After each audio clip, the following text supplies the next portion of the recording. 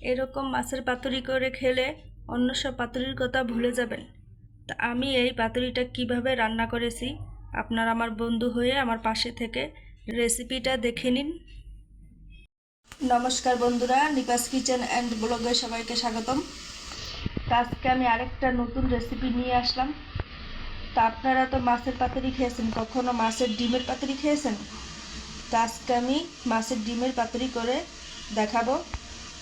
তো আমার চ্যানেলের নতুন বন্ধু হয়ে থাকলে চ্যানেলটি সাবস্ক্রাইব করে আমার পাশে থাকবেন। তো এই ডিমের পাতুরিটা রান্না করার জন্য কি মশলা নিয়েছি তা এক ঝলকে দেখে নিন। এখানে নিয়েছি পেঁয়াজ কুচি, ধনেপাতা কুচি, এখানে নিয়েছি আস্ত জিরে, এক টুকরো আদা, রসুন, শুকনো মরিচ। তা আমি রসুনগুলো একটু বেশি নিয়েছি। তো এই মশলাগুলো আমি একসঙ্গে বেটে নেব।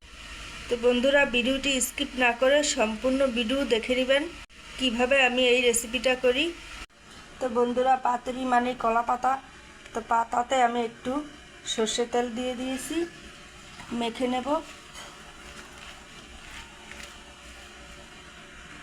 তো এই যে মশলাটা আমি বেটে নিয়েছি। তো যে কোনো মাছের ডিম দিয়ে এই পাতুরিটা খাওয়া যায়। তো আজকে আমি নিয়েছি পাঙ্গাস মাছের ডিম। তো একে একে মশলাগুলো দিয়ে আমি ডিমটা ভালো করে মেখে নেব। দিয়ে দেব বাটা মশলা, পেঁয়াজ কুচি, হলুদ গুঁড়ো,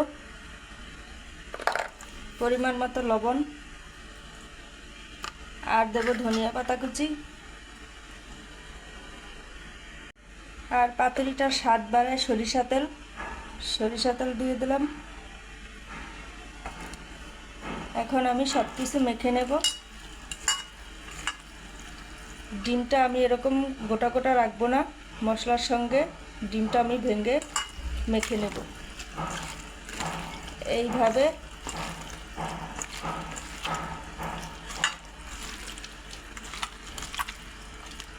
এই যে দেখুন, ডিমটা আমি মশলার সঙ্গে সুন্দরভাবে মেখে নিয়েছি। এগুলো পাতায় দিয়ে দেব।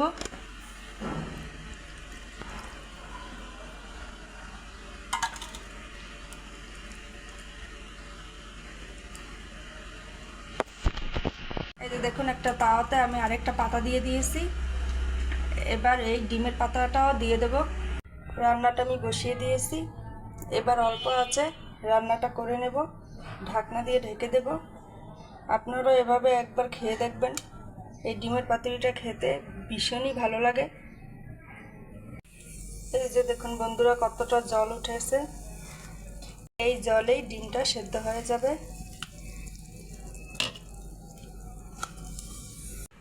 এইবার ঢাকনাটা উঠিয়ে দেব।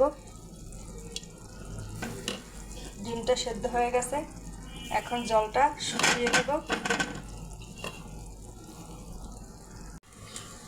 এই যে দেখুন, এক পিঠ ভাজা হয়ে গেছে। এবার আমি এটা নামিয়ে আরেকটা পাতার উপরে উল্টিয়ে দেব।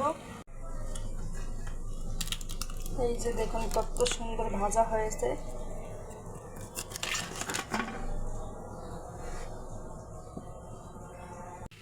এখন এই ডিমের উপরে একটু সরিষা তেল দিয়ে দেব। তার আগে আমি একটু পিস করে নেব, তাহলে তেলটা দিলে ভিতর অবধি ঢুকে যাবে। এবার একটু তেল দিয়ে দেব, আর শেষে একটু তেল দিলে এটা খেতে ভীষণ ভালো লাগে। তো এইভাবেই আমি পাতুরিটা ভেজে নেব।